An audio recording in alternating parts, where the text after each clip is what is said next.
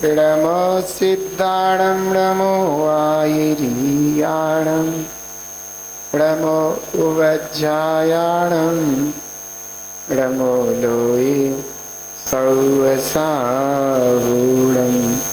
बोलो 24 तीर्थंकर भगवान की,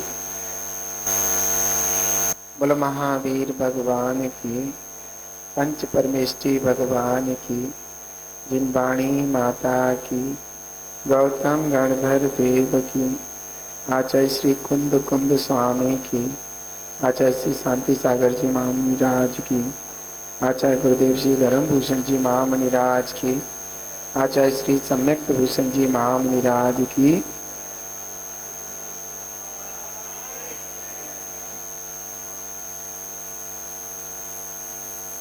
भव्य आत्मन वर्तमान के चकाचौंध में हम धर्म से विचलित हो रहे हैं।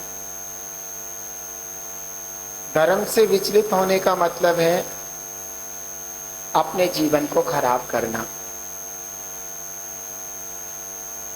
अपने जीवन को दुर्गति की ओर धकेलना, अपने जीवन को दुखों के गड्ढे में पटकना। ध्यान है और अधर्म का मतलब हमारे जीवन का पतन है। धर्म का मतलब हमारे आत्मा का उत्थान है और अधर्म का मतलब हमारे आत्मा का पतन।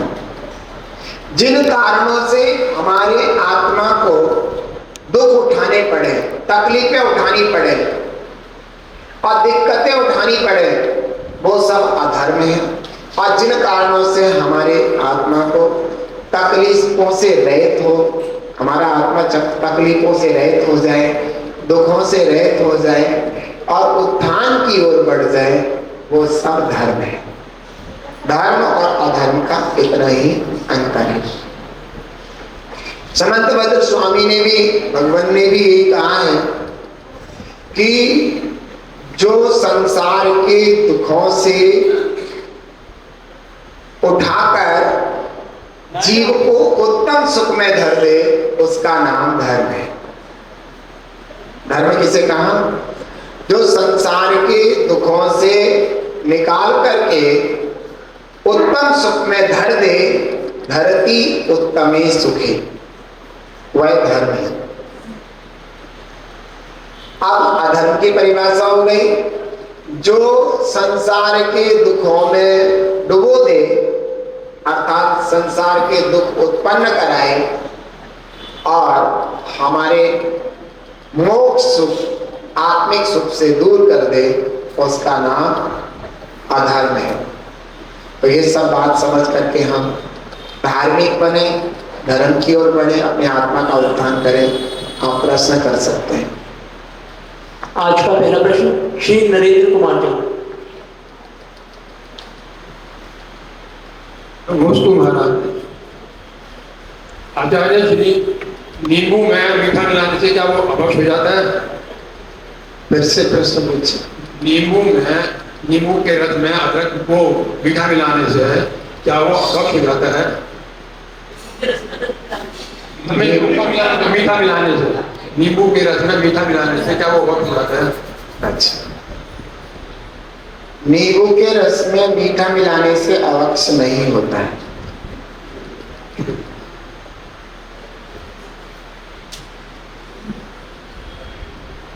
अगला प्रश्न श्री अरविंद कुमार जी। आचार्य महाराज पूछा महाराज, दूसरी बात ये थी, अगर मीठा ही अवक्ष हो या नींबू ही समय ज्यादा का हो गया हो तो वो स्वतः ही अवक्ष है। आचार्य महाराज पूछा महाराज, महाराज श्री, मेरा प्रश्न ये है कि दो व्यक्ति हैं, एक व्यक्ति तो बहुत जो है धर्म में लगा रहता है तो दुखी रहता है, और एक व्यक्ति पाप कमाता है वो सुखी रहता है, ऐसा क्यों है महाराज? बहुत अच्छा प्रश्न है आपका।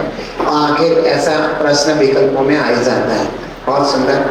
ऐसा होता है कि जो व्यक्ति अधर्मी है, पापी है, उसने जो पूर्व में पुण्य कमाया था वो उसका अभी चल रहा है, कर रहा है अधर्म कर रहा है पाप और पूर्व का पुण्य का फल भोग रहा है। समझ में आ गया?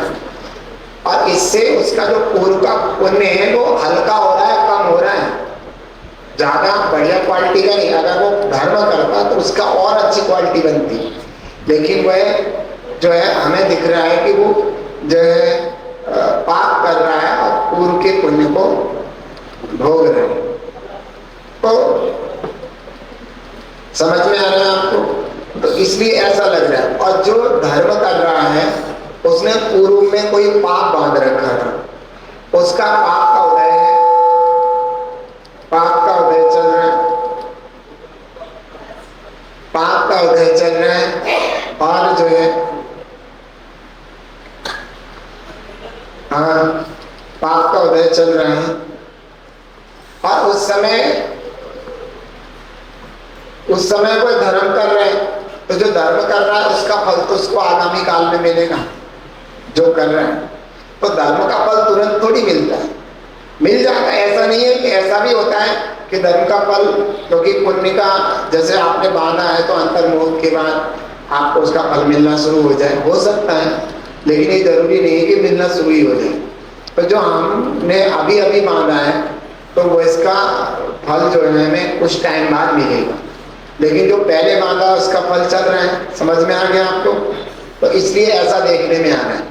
तो हमें इससे विचलित नहीं होना चाहिए, हमें ऐसा ही सोचना चाहिए कि जो हम धर्म कर रहे हैं और फिर भी मेरे पाप का उदय आ रहा है, तो निश्चित रूप से जो हम धर्म कर रहे हैं उसके प्रभाव से वो कम होकर के आ रहा है। पता नहीं कितना बड़ा होता, समझ में आ गया? पता नहीं कितना बड़ा होता, कम होकर के आ रहा है। तो ऐसा विचार करके सबका समाधान करना चाहिए। और ये भी करना चाहिए पूर्व में हमने कितने पाप किए उसका उदय आ रहा है, आप मुझे बिल्कुल भी पाप नहीं करना, धर्म से जुड़े रहना, अच्छे काम करना। अगला प्रश्न नमो जय। महाराज जी नमस्ते। महाराज जी, जो ऋषभ भैया और हम शिविर की परिकल्पना कर रहे हैं चतुर्मास के लिए, क्या वो फलीभूत होगी? बहुत अच्छा प्रश्न है। हर व्यक्ति की इच्छाएं जो है पुण्य के उदय से पूर्ण होती है। हमारी कोई भी इच्छा है अगर वो पूर्ण हो रही है तो हमारा उसमें पुण्य निमित्त होता है। इसलिए आप पुण्य करेंगे तो आपकी परिकल्पना ये शिविर की क्या, आपके नाती पोते तक शिविर लगाते रहेंगे। जयकारा गुरुदेव का। नमोस्तु भगवान, नमोस्तु भगवान, नमोस्तु भगवान। महाराज श्री 31 तारीख में श्रुत पंचमी महापर्व है। उसी दिन जिनवाणी लिपिबद्ध हुई थी। आचार्य पुष्पदंत और भूत बलि ने हमारे ऊपर महान उपकार करके हमें जिनवाणी की जो हमें दी थी। उस दिन हम ऐसा क्या करें श्रुत पंचमी के दिन कि हम उस पर्व को बहुत बड़े रूप में मना पाए। और यदि आपका सानिध्य हमें मिल जाए तो वो तो हमारा परम सौभाग्य होगा। और यदि हमें आपका सानिध्य उस दिन नहीं मिलता तो गुरुदेव हम ऐसा क्या करें कि हम जिनवाणी की खूब प्रभावना कर सकें। नमोस्तु भगवान। देखो, शुद्ध पंचमी पर्व महापर्व है, जिस पर्व को इस उद्देश्य से मनाते कि उस दिन माँ जिनवाणी लिखित में निबद्ध की गई थी शास्त्रों में लिख करके, और जिस दिन पूर्ण हुई थी तो उस दिन पंचमी का पर्व था, इसलिए उस पंचमी को शुद्ध पंचमी कहने लगे। तो उस दिन हमें खूब अच्छे से मतलब माँ जिनवाणी की पालकी जोर शोरों से निकालना चाहिए। जहाँ तक आप भ्रमण करा सकते हैं, माँ जिनवाणी को पालकी में विराजमान करके जयकारे लगा करके धर्म की प्रभावना कर सकते हैं। ऐसे अपना बहुमान प्रकट कर सकते हैं। और उस दिन मंदिरों में शास्त्रों को और अच्छे से सजा सकते हैं। शास्त्रों की जो अलमारी है, जैसे नॉर्मल अलमारी है, इसको हम पेंट से कुछ अलग ढंग के कलर कर सकते हैं, है ना। इसमें डिजाइनिंग कर सकते हैं। और भी मतलब कहीं भी जैसे इसमें मैल हो लग रहा है तो मैल, ये सब चीजें हम कर सकते हैं, सुंदर बना सकते हैं, अति सुंदर बना सकते हैं, ठीक है ना। तो ये सब चीजें, और हम ऐसा भी कर सकते हैं कि माँ जिनवाणी है तो उसको हम ताम्र पत्र पर, पीतल के पत्र पर लिख करके वेदी में स्थापन भी कर सकते हैं, है ना। तो वो कई जगह देखा है कि देव शास्त्र गुरु तो जो है ये सब चीज भी हम कर सकते हैं। और भी जिनवाणी के हित में जितना अधिक से अधिक हो सकता है प्रभावना के रूप में, उतना हम अधिक से अधिक दान देना, जिनवाणी साथ छपने में, इनमें और भी चीजें कर सकते हैं। ताम्रपत्र तो महाराज श्री आपके सानिध्य में ही हो सकता है वह कार्य? ऐसा तो जरूरी नहीं है, क्योंकि ताम्रपत्र को जिनवाणी में वेदी में विराजमान करने के लिए साफ स्वच्छ धो करके और उसको नमोकार मंत्र से मंत्रित करके और वो जो है सब समाज नमोकार मंत्र की ध्वनि में गुंजायमान होते हुए सहज वेदी में विराजमान उसको हम सिंहासन पर कर सकते हैं। महाराज श्री वह कार्य हम आपके चतुर्मास के समय करेंगे, ऐसी मेरी भावना है। नमोस्तु भगवान। अगला प्रश्न निर्णय जैन। गुरुदेव नमोस्तु, गुरुदेव नमोस्तु, गुरुदेव नमोस्तु। गुरुदेव, इंसान अपने जीवन में लक्ष्य की ओर अग्रसर रहता है और वो निरंतर अपने लक्ष्य को पाने के लिए कार्य करता रहता है। उसके भाव भी सच्चे हैं और लक्ष्य भी उसका सच्चा ही है। अब लक्ष्य सच्चा तो इंसान देवशास्त्र गुरु को मानना चाहिए, लेकिन वो अपने जीवन को सफल बनाने के लिए जीवन कार्य में लगा रहता है। लेकिन अब ये भी कहते हैं कि हमें बिना फल की चिंता किए बिना अपना कार्य करता रहना चाहिए, मेहनत करते रहना चाहिए। लेकिन हमें ये नहीं पता होता कि वो हमें मिलेगा या नहीं मिलेगा, तो क्या हमें उसे करते रहना चाहिए या फिर एक समय अनुसार हमें उसको बदलना चाहिए या उसको करते रहना चाहिए, क्या करें? अब इसमें जीव के लक्ष्य की बात की है जहाँ तक, तो उसका लक्ष्य संसार है या मोक्ष? सबसे पहले प्रश्न ये उठता है, क्योंकि एक तो जीव का सांसारिक लक्ष्य होता है, एक पारमार्थिक लक्ष्य होता है। और पारमार्थिक लक्ष्य क्या जाता है? मोक्ष। तो उसके ऊपर डिपेंड है कि उसका लक्ष्य क्या है। संसार का लक्ष्य है तो देखो वो रॉन्ग है। अगर वो चाहता है कि मेरी शादी बढ़िया हो जा, घरवाली बढ़िया आ जा, खूब बड़ी दुकान हो, ये हो, फलान हो, ढुमक ढिमका हो, मैं खूब मंदिर में दान दूं, मुजफ्फरनगर में एक इतना बड़ा मंदिर, मतलब बहुत सारी चीजें, ये चीजें कुछ तो इसमें मिक्सिंग है। अच्छा, मिक्सिंग क्या है कि धर्म की तरफ भी लगाना चाहता है इधर भी। अच्छा, मैं एक वो आता है प्रसंग कि एक बार बताओ, एक व्यक्ति ने भावना भाई, हे भगवान मेरे पास खूब पैसा हो और मैं पैसे को खूब पैसा हो, खूब बढ़िया हो, फिर मैं धर्म में भी दान दूं पैसा। तो ऐसा सोचने वाला पहले क्या करेगा? पैसा कमाने के लिए पाप करेगा बहुत सारे, क्योंकि पाप के बिना पैसा नहीं कमाया जाता। पाप करेगा, फिर पाप उसमें से कुछ धर्म को देगा, कुछ पेट भरेगा। तो ये विचार ठीक नहीं है। जो तुम्हारे पास धन है, जितना तुम्हारे पास धन वर्तमान में है, उस धन को ही हमें धर्म में दान देना चाहिए और अपने हिसाब से जितना परसेंटेज बनता है उसके हिसाब से देना चाहिए। हमें ऐसा नहीं पता खूब धन होता तो खूब पुण्य करते। पता है क्यों ऐसी भावना आता है? जीव कब आता है? जब कोई व्यक्ति दान देता है ना धर्म में, और जब दिखता है कि हाँ ये दान दे रहा है, शांति धारा कर रहा है, इतनी बड़ी बोली दे दी, इसने ये कर दिया वो कर दिया, तो उसके मन में भी होता है कि इसका नाम हो रहा है तो मेरा भी नाम। तो वो अभिमान की भावना आ गई इसको कि अगर हमारे पास पैसा भी हो, मैं भी दान दूं तो मेरा अभिमान हो। तो अभिमान का भाव होने के कारण उसका भाव अच्छा नहीं है।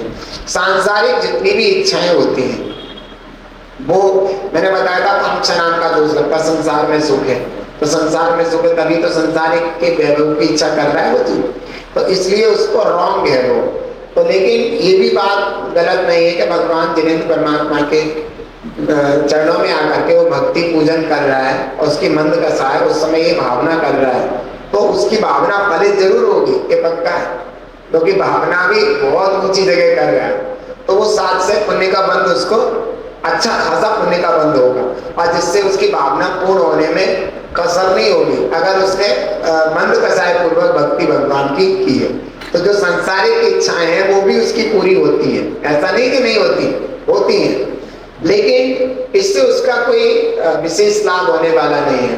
मान लो हो भी गई तो कितने समय तक? थोड़े समय तक दुर्गति में, फिर 4 गतियों के दुख भोगने पड़ेंगे। तो कहते हैं ऐसी कमाई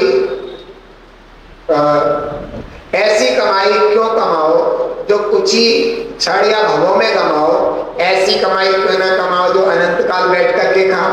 अगर आपको मोक्ष हो जाएगा तो अनंत काल तक आप दुखी नहीं होंगे। आप संसार की इच्छा करते हो, जिनेंद्र भगवान को प्राप्त होने के बाद भी संसार की इच्छा कर रहे हैं, संसार का वैभव आपको मिल भी जाएगा तो उससे क्या बेनिफिट होगा?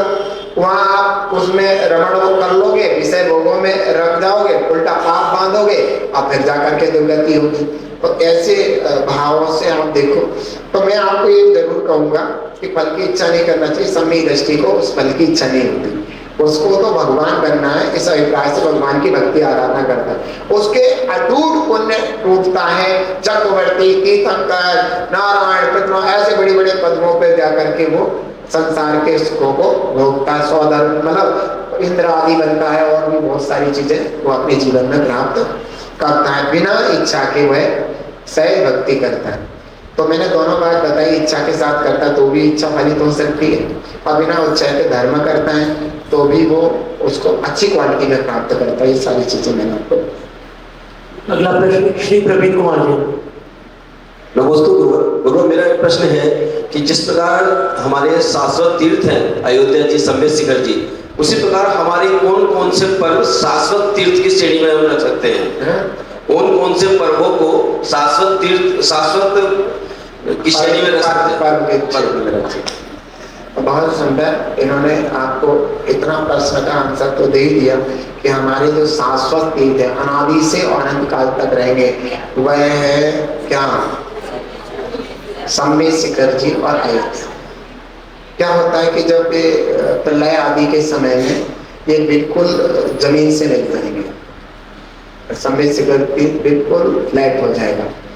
ऐसे ही अयोध्या भी मतलब इस तरीके के, तो सब धरती ऐसे ऐसे हो जाएगी, आर्यखंड की पूरी धरती उल्टी सीधी हो जाएगी, सब प्रलय आ जाएगा, सब खत्म हो जाएगा। तब देव लोग जो है आकर के जब देखेंगे ऐसी व्यवस्था को, तब वो देखेंगे कि सम्मेद शिखर और अयोध्या, उसके नीचे जस्ट नंद्यावर स्वास्तिक दिखाई देगा, जो कि शाश्वतता का प्रतीक चिन्ह है। एक स्वास्तिक होता है नंद्यावर, और वो आप देखना मोबाइल में आप पे सर्च करके, तो नंद्यावर सर्च आपको स्वास्तिक निकल के आएगा। एक बहुत ही पॉजिटिव स्वास्तिक होता है। अपने घरों में गेट के ऊपर इस स्वास्तिक को बनाना चाहिए, मंगल का सूचक है और बहुत पॉजिटिव एनर्जी छोड़ता है। घर की व्यवस्थाएं, परमाणु बहुत सुंदर हो जाते हैं, बहुत अच्छा हो जाता है। तो आप नंद्यावर स्वास्तिक को अपने घरों में गेट के ऊपर लगा सकते हैं, पूजा की अलमारी में लगा सकते हैं। आप पीतल का, चांदी का बना करके, हाँ, तो इस तरीके से आप बना सकते हैं। तो मैं आपको बता रहा था कि इसके नीचे नंद्यावर स्वास्तिक है, और जब ये बिल्कुल प्रलय आ जाएगी तो वो देव लोगों को कैसे पता चलेगा ये शाश्वत क्षेत्र कौन है? तो वो नंद्यावर स्वास्तिक ही सूचित करेगा कि ये दोनों शाश्वत क्षेत्र है। तो आपने बात की कि ऐसे कोई पर्व भी है जो शाश्वत है? हाँ है, अष्टानिका पर्व और अष्टमी चतुर्दशी पर्व। अष्टानिका और अष्टमी चतुर्दशी के पर्व ऐसे पर्व हैं जो शाश्वत, और भी हो सकते हैं, हमारे को अभी इतना ज्ञान नहीं है, लेकिन ये तो है अष्टानिका पर्व और अष्टमी चतुर्दशी, जो कि श्रावक लोग उपवास वगैरह करते हैं। ये शाश्वत पर्व हमारे जैन धर्म में बताए गए हैं, और ये निरंतर श्रावकों के द्वारा किए जाते हैं। देवों के द्वारा भी इनकी आराधना, इन पर्वों पर जिनेंद्र भगवान की आराधना की जाती है।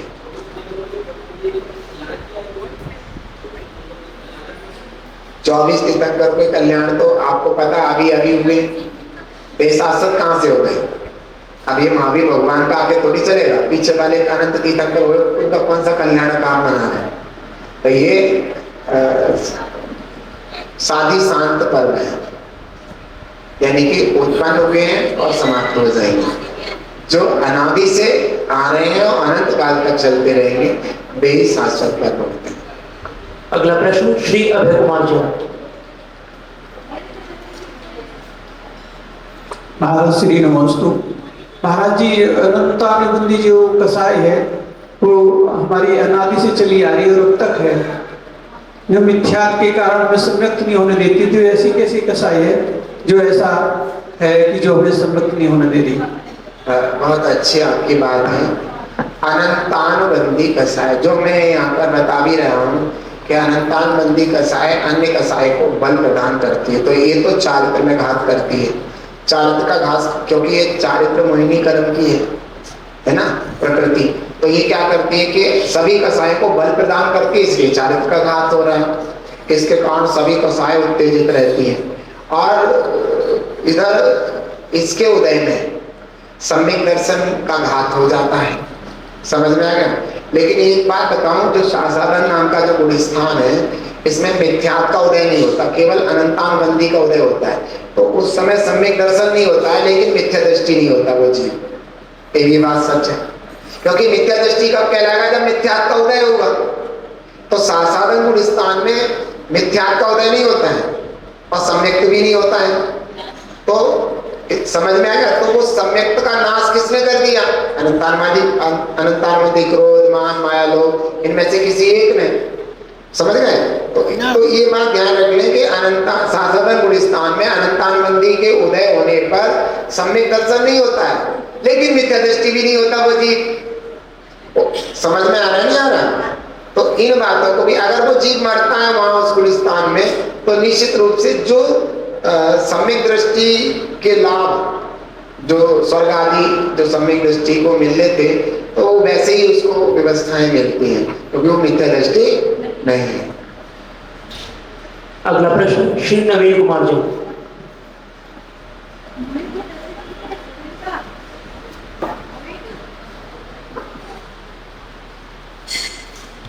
आचार्य श्री जी के चरणों में बारंबार नमस्ते।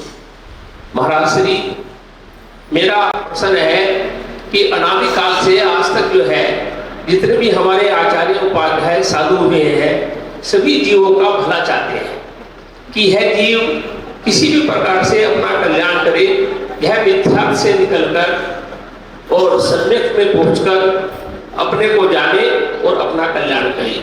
तो इसके लिए उस जीव का जो सामने है उसका किस जाति का उदय होता है कि उसकी होनहार भली होती है कि वह जो है अपना आचार्य श्री मुनिराज के द्वारा कल्याण करता है।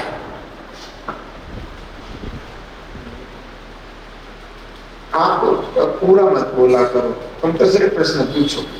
आपको शास्त्र पूरी रचना हो जाती, समझी नहीं पता कौन प्रश्न कौन सा था, उत्तर कौन सा, तुम सब मत समझाया करो, सिर्फ आप अपना क्वेश्चन पूछो। ठीक है, पूछो, आप प्रश्न पूछो बस। महाराज श्री, जो जीव को आचार्य श्री संबोधित करते हैं, उसका किस जाति का पुण्य होता है, उसकी होनहार आगे कैसे होने वाली है? देखो, क्लियर तो नहीं हो पाया प्रश्न, लेकिन फिर भी उत्तर देता हूं आपको कि इनका शायद ये कहना चाहते हैं कि कोई जीव आचार्य उपाध्याय साधु के चरणों में गया या तीर्थंकर भगवान के समोषण आदि में गया, तो उसने ऐसा कौन सा पुण्य कमाया, कौन सा पुण्य था जो उसको ऐसे पंच परमेष्टि का आश्रय प्राप्त हुआ। उसकी मतलब होनहार अच्छी है क्या, अच्छा है क्या? एक तो उसका जो है मोक्ष जाने के लिए, अगर वो भव्य प्राणी है, क्योंकि अभव्य प्राणी भी मुनिराज के चरणों में चले जाते हैं, अगर वो भव्य प्राणी है तो मोक्ष जाने के लिए अर्ध उद्गल परावर्तन समय काल मात्र बचा है। समझ गए? इतना ही समय उसे मोक्ष जाने के लिए बचा है। इसलिए उसके भाव धर्म के प्रति ज्यादा लगते हैं, जिससे कि उसके सम्यक दर्शन, सम्यक ज्ञान, सम्यक चार की व्यवस्थाएं अच्छे से बन सके। समझ गए नहीं समझ गए? तो ये भी हो सकता है। दूसरा, अगर वो पुरुषार्थ नहीं करता है तो वह अर्धपुद्गल परावर्तन समय अनंत काल है, इतने समय तक के लिए वह दुखी हो सकता है। नहीं समझ में आया? कुगतियों में जा सकता है और भी अन्य जगह जा सकता है, अपना आयुध कर सकता है इतने समय तक। तो वह अगर सत्पुरुषार्थ करे, अच्छा पुरुषार्थ करे, देश साधु के चरण में जाए, जिनवाणी समझे, सब कुछ करे, तो उसको सम्यक दर्शन हो सकता है, जल्दी से हो सकता है। तो वो समझ गए ना, तो उसको अपना कल्याण वो जल्दी भी कर सकता है। समझ में? नहीं तो वो इतने काल तक भ्रमण करता रहेगा, कितना? अर्ध उद्गल परावर्तन काल तक, अनंत काल तक भ्रमण करता रहेगा। आप देखिए सही, कि जैसे हमने आपको बताया था मारीची का जीव था। अब मारीची का जीव महावीर भगवान बनना था, ये पक्का था 24वें तीर्थंकर महावीर भगवान बनेगा। तो इतना लंबा टाइम उसने दुखों में निकाला। किसने? मारीची के, महावीर भगवान के जीव ने, मारीची ने इतना लंबा टाइम दुखों में निकाला। अगर वह ऐसा ना करता, पाप नहीं करता, खोटे मतों को नहीं अपनाता और ना खोटे मतों में जाता, तो ये अपनी स्वर्ग आदि में समय निकाल सकता था। जैसे भोगभूमि है, स्वर्ग है, मनुष्य पर्याय, अच्छी अच्छी जगह जाता, अपने पूरे काल को इस तरीके से निकाल सकता था। लेकिन उसने दुराचार किया, दुष्ट रहा, उसने बुरे बुरे काम किए, लोगों को सताया, फिर को सताया गया, नरकों में गया। ऐसे भाव करके उसने अपनी पूरा जीवन दुर्गति में निकाल दिया। क्या में निकाल दिया? दुर्गति में निकाल दिया। और बाद में जाकर के सेठ की पर्याय में संबोधन को प्राप्त करके, सम्यक प्राप्त करके, उसके बाद महावीर भगवान बना।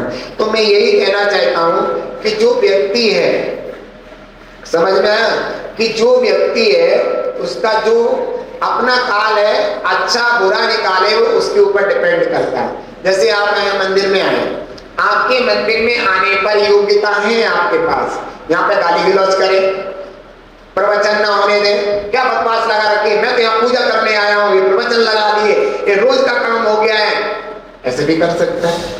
और ऐसे भी कर सकता है, भैया पूजन महाराज जी तो थोड़े दिन के लिए आए, भगवान की वाणी है, थोड़ा समझ लें, पूजन हम बाद में कर लेंगे, थोड़ा समय ज्यादा निकाल लेंगे हम पहले, या नहीं भी है तो हम पूजन कर रहे हैं, कोई बात नहीं, महाराज जी अच्छी बातें बता रहे हैं, हमारे पास टाइम नहीं, भगवान मेरे पास टाइम हो जिससे हम दे सकें। तो ऐसे भाव करने वाला व्यक्ति अच्छा। अब वो ऐसे भी निकाल सकता, तो योग्यताएं है ना, योग्यता अच्छे भाव करने की भी है और बुरे भाव करने की भी है। मंदिर में आकर के हम लेडीज पुरुषों को, पुरुष लेडीज को ताके, ये भी कर सकते हैं कि मंदिर में सारी जैनियों की लेडीज आती है सुंदर सुंदर, तो पुरुष जाकर के उसे ताकते हैं, या सुंदर सुंदर पुरुष आते हैं घर में, तो हमारा आदमी ताकने नहीं देगा, यहाँ फिर ताकेंगे, क्योंकि कौन देख रहा है, मंदिर में आए, समझ में आ गया। ऐसे ही लेडीज जैसी पुरुष, देखो साफ कहना, खुश रहना। तो आप में ये भी योग्यता है, आप ऐसा भी कर सकते हैं, कर सकते हैं ना। और आप ऐसे भी कर सकते हैं कि यहाँ पर आकर के अपना उपयोग धर्म में लगाए, मंदिर में लगाए, अच्छे काम करें, समझ में, प्रवचन सुने, ये भी कर सकते हैं। तो आपके ऊपर डिपेंड होता है कि आप यहाँ पर आकर के क्या करना चाहते हैं। ठीक है, तो आपकी शक्ति दोनों ही, ऐसा करके पाप कमा सकते हैं, ऐसा करके धर्म भी कमा सकते थे, आपके ऊपर डिपेंड होता है। अगला प्रश्न श्रीमती शैला जैन।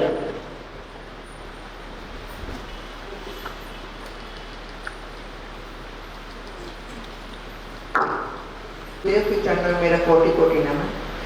गुरुदेव 23 तीर्थंकर पहाड़ से, ऊंचाई से मोक्ष गए हैं, एक महावीर भगवान समतल से गए हैं, ऐसा क्यों? बहुत अच्छा प्रश्न है आपका, बहुत सुंदर। ऐसी बात नहीं है, वैसे तो अनादि निधनी सिद्धांत है, सभी तीर्थंकर अयोध्या में पैदा होते हैं और संबित शिखर से ही मोक्ष जाते हैं, ये सिद्धांत है। लेकिन हुंडा और सपड़ी काल के दोष से कुछ व्यवस्थाएं ऐसी हो गई, हुंडा और सपड़ी काल उसे कहते हैं, जो नहीं होना होता है वो ऐसे कुछ ऐसी चीजें हो जाती हैं। जो सिद्धांत है, जैसे जो नियम कानून थे, उन नियम कानून में हेरा फेरी सी कुछ हो जाए, ऐसा नहीं है कि स्त्री मोक्ष जाने लगेंगी और इस तरीके का नहीं, कुछ ऐसी चीजें जो व्यवस्थाएं, थोड़ी व्यवस्थाएं ऊपर नीचे हो जाएं, ये हुंडा और सपड़ी काल के दोष के कारण होता है। तो ऐसा कहीं कहीं तीर्थंकर कहीं कहीं से मोक्ष गए हैं, तो ये सब चीजें हुंडा और सपड़ी काल के दोष से हैं। तो ऐसा कोई दिक्कत नहीं है कि बाकी वहाँ से गए, यहाँ से गए, ऐसी कोई चीज़ नहीं। संबित शिखर पर्वत था, वहाँ से गए तो इसलिए वे ऊंचे से हो गए, और उसमें भी ऊंचे ऊंचे पर्वत थे, उन पर बैठ गए तो वो और ऊंचे हो गए। तो ऐसा कोई नहीं, और जहाँ समतल भूमि थी वहाँ से मोक्ष चले गए, वहाँ इसमें कोई दिक्कत नहीं। अगला प्रश्न श्रीमती रमन जैन।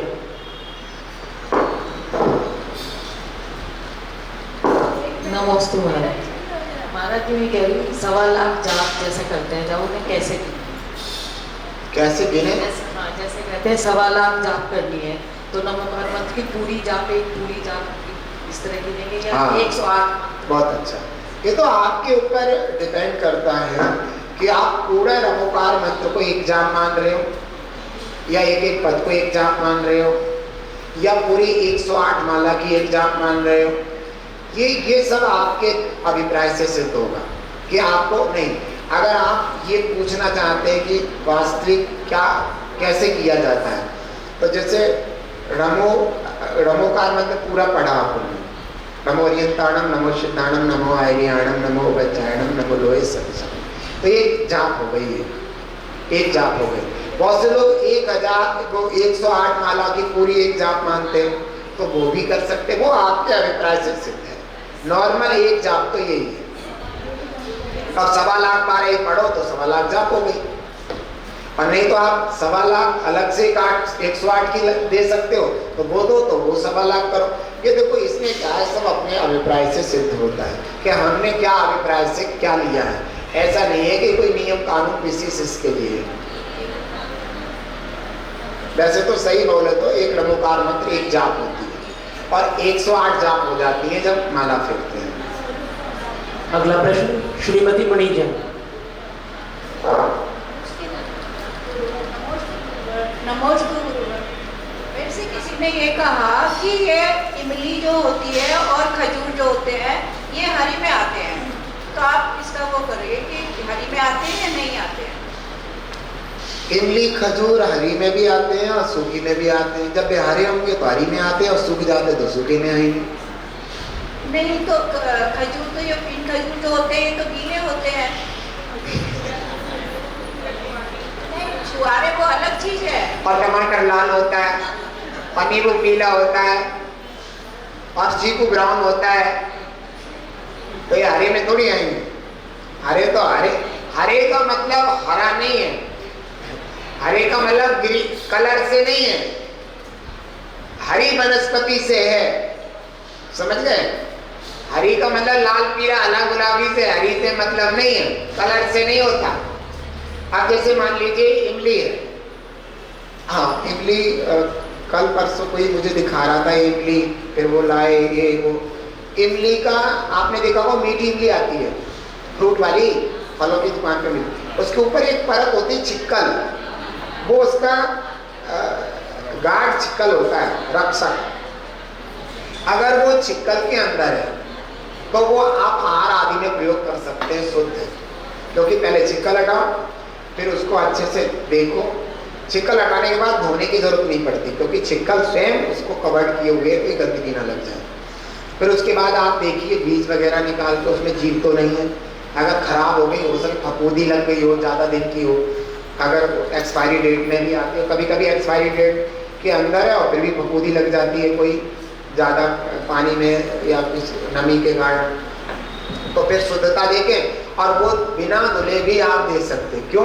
क्योंकि कबर्ड के बंद थी, समझ में आ गया। और अगर वो कबर्ड से हट करके हैं, फिर आप कितना भी धो वो शुद्ध नहीं है, क्योंकि उसकी जो उसका जो मैल खाया जाता है, जब वही उस पर मान लो मक्खियाँ बैठ गई, चूहे ने अपना काम कर दिया, किसी ने नाक पहुँच दी, पसीना डाल दिया, तो वो सब जो खाया जाता है उसी पे डाल दिया। अब कबर्ड जो होता है उस पर डाल दे तो कबर्ड हट गया, और जो मेन चीज जो खाई जा रही है तो उसका क्या किया जाए? क्यों भाई, समझ में आ रहा है? तो इसलिए वो जो इमली मीठी इमली होती है, जो कबर्ड होती है, उसका कबर्ड हटा के, जो कबर्ड से हटी हुई है वो नहीं चलेगी, कबर हटा के फिर आप उसको मुनिराजों को आप दे सकते हैं, खुद भी ले सकते हैं, सभी शुद्ध है और उसमें फफूंदी और जीव ना पड़ रहे हो। तो और ऐसे ही खजूर भी दो तरीके की आ रही है। एक खजूर वो जो डंडी में लग के आ रही है, आपने देखी होगी, आप देखिए वो खजूर तो शुद्ध है, और बाकी जितनी भी खजूरें हैं वे अशुद्ध हैं, खजूर वे लेने योग्य नहीं, अवक्ष हैं।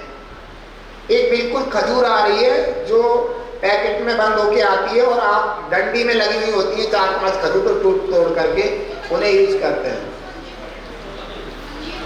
अरे नहीं बहन, अंजीर तो अवक्ष है, 5 उदंबर फलों में आती है, जो वो नहीं। आप व्याख्यान में हैं, आप समझना जो मैं बता रहा हूँ।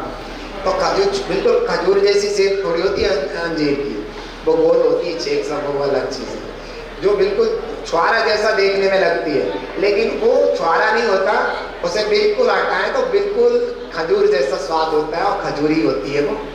तो वो जो खजूर है वो मैं भी ले लेता हूँ और वो खजूर बिल्कुल छुहारे जैसी होती है, बिल्कुल शुद्ध होती है। लेकिन बाकी की जो खजूरें बाजारों में बिकती है वे बिल्कुल अवक्ष है, इन्हें नहीं खा सकते। वो हरी पीली गुलाबी कैसी भी नहीं है, वो ऐसी है कि लेने योग्य नहीं है। तो थोड़ी महंगी आती है वो, लेकिन खाने में स्वाद बहुत अच्छा होता है उसका और बड़ी भी होती है और अच्छी होती है। तो आप उस खजूर को, वो हरी नहीं है, वो ड्राई फ्रूट में आएगी। ऐसे ही इमली सूखी हुई ड्राई फ्रूट में आएगी और जब ये हरे होंगे तो ग्रीन फ्रूट में आएगी। ठीक है। एक प्रश्न और है महाराज श्री कि जो अपने स्वाध्याय कक्ष बना रखा है घर में, उसमें दीपक जला तो सकते हैं ना? भैया मैं दीपक के लिए कैसे कह दूंगा दीपक जला सकते हैं? मैं अगर दीपक के लिए कहूँगा तो मेरे जो है आप जलाओगे और पाप मुझे भरेगा। तो महाराज दीपक के लिए थोड़ी बने हो। नमोस्तु महाराज श्री। महाराज श्री, आज विमलनाथ भगवान का गर्भ कल्याण है, तो कपिला जी में विमलनाथ भगवान की 3000 साल पुरानी प्रतिमा है। एक बार फिर से। विमलनाथ भगवान का गर्भ कल्याण है, कपिला जी में विमलनाथ भगवान की 3000 साल पुरानी पाषाण, काले पाषाण की बहुत बड़ी प्रतिमा है। वहाँ पे हर समय गंधोदक बहता रहता है, तो ये किस तरह का अतिशय है? बहुत अच्छा आपका प्रश्न है कि वो गंधोदक बहता रहता है, उसका कारण क्या है। तो मेरे को आज भी पता चला है 2-3 दिन से। तो आज हमने भैया से कह दिया कि जो रिकॉर्डिंग हो रही है कैमरे में, वीडियो रिकॉर्डिंग, तो ये वीडियो रिकॉर्डिंग आज हम देखेंगे कि एक जो महावीर भगवान की प्रतिमा है उसमें बार बार जल आ जाता है, कुछ पीले टाइप का, हल्का सा लाइट येलो, जैसे गंधोदक जैसी स्थिति वाला। तो वो जल आ रहा है। मैंने भी देखा है, आज हाथ से उंगली से भी पहुँच के देखा तो वो जल था। तो क्या कारण है? चूहे की वजह से है क्या है? क्योंकि उसमें देखे छेद भी है, गैप भी है, चूहा जा सकता है आराम से। तो आज हम उसको वीडियो देखेंगे पूरे कैमरे की कि उसमें क्या, किस वजह से आ रहा है, स्वतः ही आ रहा है, क्या हो रहा है, या फिर कोई हाथ गीले करके लगा के जा रहा है तो वो बच जाता है। क्योंकि गीले हाथ लगाए या तो बहुत ज़्यादा गीले होने चाहिए, तो अगर थोड़े गीले हैं, थोड़ी बूंद है तो वो दिन भर में सूख जाएगी। क्योंकि इतनी गर्मी पड़ रही है, पाषाण पर कोई चीज़ टिक ही नहीं सकती, एकदम सूख जाएगी। तो वजह क्या हुई, तो वो आज हम यहाँ का निर्णय लेंगे। तो ऐसे ही वहाँ उनसे कह देना कि बेबी वीडियो लगा करके देखें कि क्या स्थिति हुई है। तो परमानेंट ही आ रहा है। परमानेंट भी वीडियो लगवा सकते हैं, क्या दिक्कत है? वीडियो कैमरे में कैप्चर करें कि अभिषेक के बाद अच्छे से पहुँचने के बाद, तो आज समझ गए, अच्छे से अभिषेक के बाद अच्छे से पहुँच लें और पहुँच लेने के बाद फिर देखें। कभी कभी क्या होता है, कोई पाषाण जल को पी जाता है, समझ में आया? कोई पाषाण ऐसा होता है कि वो जल को अपने आप में पी जाता है और विशेष समय पर वह अपने जल को छोड़ देता है। तो ऐसा भी होता है। तो आज मैं उसके बारे में, इस प्रतिमा के बारे में देखूंगा कि क्या स्थिति घटित हुई है, ऐसा क्यों हुआ। तो अगर कोई चूहा वगैरह की चीज़ है तो वो भी देखूंगा, या अन्य कोई चीज़ है तो वो भी देखूंगा। तो आज पता चल जाएगा, जहाँ तक कोशिश करेंगे। अगला प्रश्न श्री सुखबीर सिंह जैन।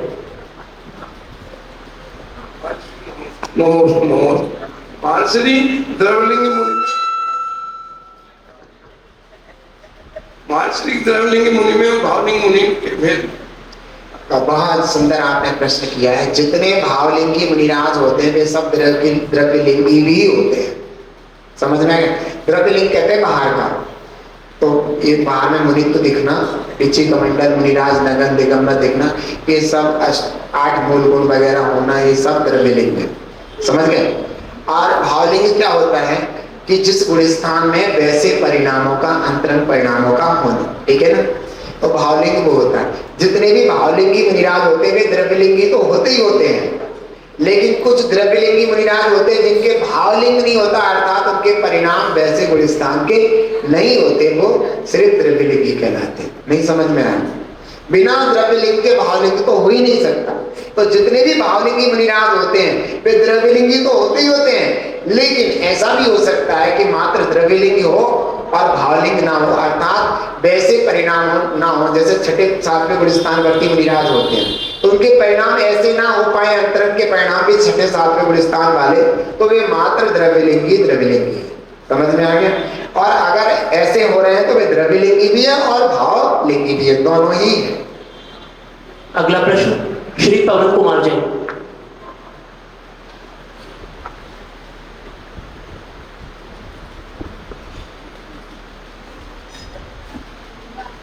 देखिए, हमारे एनओई श्री पवन कुमार जी का प्रश्न है कि पूर्व में तो मैंने बहुत अधिक हार दिए और बहुत अधिक चौके लगाए, लेकिन इस समय जो है मेरे शरीर की व्यवस्था ऐसी नहीं है कि मैं ऊपर जीने में चढ़ सकूं। लेकिन इन्होंने जो है एक जगह नीचे ही चौका था, वहां पर देने की सोचा, लेकिन फिर भी जो है जिस समय चौका आहार देने वाले थे उस समय इनकी जो है स्थिति बिगड़ गई, लेकिन ये चौका नहीं दे सके। ये किस जाति का इनका उदय है?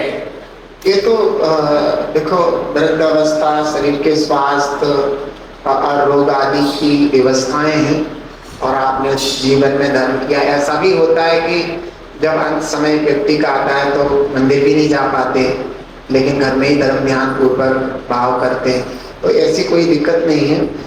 ये तो अपने शरीर रोग आदि की व्यवस्थाएं हैं, और आहार के समय उठते जाते हैं देने, तो उस समय शरीर काम नहीं दे रहा है, और काम नहीं दे रहा है तो देना भी नहीं चाहिए। कहीं आपके वहाँ पे देने से आप गिर गए तो अंतराय हो सकती है या अन्य चीजें हो सकती हैं। तो आप भावना भाव, और यही भावना भाव के महाराज जी का निरंतर आहार हो जाए, सब व्यवस्थाएं अच्छी रहे, तो आपको वो पुण्य लगेगा, बहुत अच्छा पुण्य लगेगा।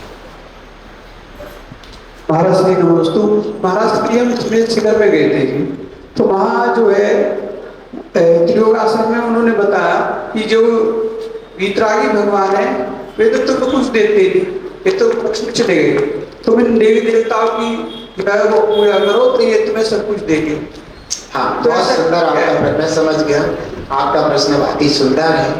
तो इनका कहने का मतलब है, कुछ लोग ऐसे कहने लगते हैं कि जो है वीतरागी भगवान तो वीतरागी हैं, वे तो किसी को देते लेते नहीं है, तो इसलिए हम सरागी देवी देवताओं पर, पद्मावती, क्षेत्रपाल या और जो कुदेव आदि हैं उनके पास हम जाते हैं, तो वे रागी हैं तो वे दे देते हैं। तो एक बात बताऊं, चाहे रागी हो चाहे वीतरागी हो, जो तुम्हें मिलता है तुम्हारे पुण्य से मिलता है, और नहीं मिलता है तो तुम्हारे पाप से नहीं मिलता। ये कोई देवी देवता, चाहे वो वीतरागी हो चाहे सरागी हो, कोई भी कुछ भी देने में समर्थ नहीं है। अगर कुछ होता है तो जीव का अपने स्वयं का पुण्य पाप होता है।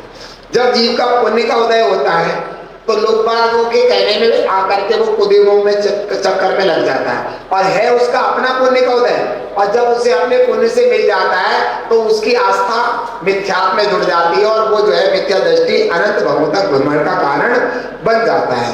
लेकिन वो हुआ किससे? अपने कुछ से, पुण्य से। अब ये बताओ कि रागी देशी देवी देवता मिथ्या दृष्टि है, जितने भी रागी देशी देवी देवता हैं उनके पास दुनिया जा रही, दुनिया का भला हो रहा है क्या? आप देखिए, मैं उदाहरण देता हूं, जैसे कोई कावड़ हैं, बहुत सारी चीजें होती हैं, आपने देखा होगा कि लोग जा रहे हैं, डाक कावड़ में कितने लोग मर जाते हैं। क्यों मर गए? बताओ क्यों मर गए? बचा ही नहीं उनने, क्यों मर गए? तो पाप को दया आ गया। तो पाप को देने छोड़ा, अगर वे दे तो दे देते उसको जीवन। तो ये सब कुछ नहीं है। वहीं जाने वाले बहुत से भिखारी बैठे, सुबह से शाम तक बैठे रहे, उन्हें तो कुछ नहीं मिलता, गाते रहे, और जो 1 मिनट में आ रहे तो उसका पुण्य का उदय चल रहा है, वो नहीं दे रहे। समझ गए? भिखारी कब से बैठ रहा, गाते ही रह रहे, सुबह से शाम तक बैठता गा रहे, फिर भी वो भिखारी है। और पैसे वाले फिर भी पैसे, तो वो देव नहीं दे रहे, वो तो उनका अपना पुण्य है। मिथ्या बुद्धि हो गई तो वहां चले गए, पुण्य उनका अपना बरस रहा है और नाम पा गया मिथ्या दृष्टि दे। समझ में आ गया? ऐसा होता है। ऐसे ही भगवान के चरणों में आते हैं। यहाँ क्या, अब देखो, वहां मैं ये भी बता देता हूँ पाप बंधन कैसे होता है। वहां जाने से, मिथ्या दृष्टि को देवों के पास जाने से पाप बंधन कैसे होता है, मैं आपको बताता हूँ। राग द्वेष जो है, राग द्वेष मोह भाव सुख का कारण है, दुख का कारण। जबकि मैं आपको बता रखा है कि जिससे हमें राग है, जिस चीज से हमें राग है वह चीज हमसे दूर हो जाती है तो हमें दुख होता है। और जिसकी वजह से दूर हुई तो द्वेष हो जाता है, तो भी दुख होता है, होता नहीं होता? तो जब राग द्वेष दुख के कारण है, तो जो रागी द्वेषी है वे दुखी है, और दुखी है तो फिर जो दुखी हमें सुखी कर सकते हैं? अरे दुखी जीव हमें सुखी कैसे कर देगा? अरे अग्नि हमें ठंडक दे सकती है क्या?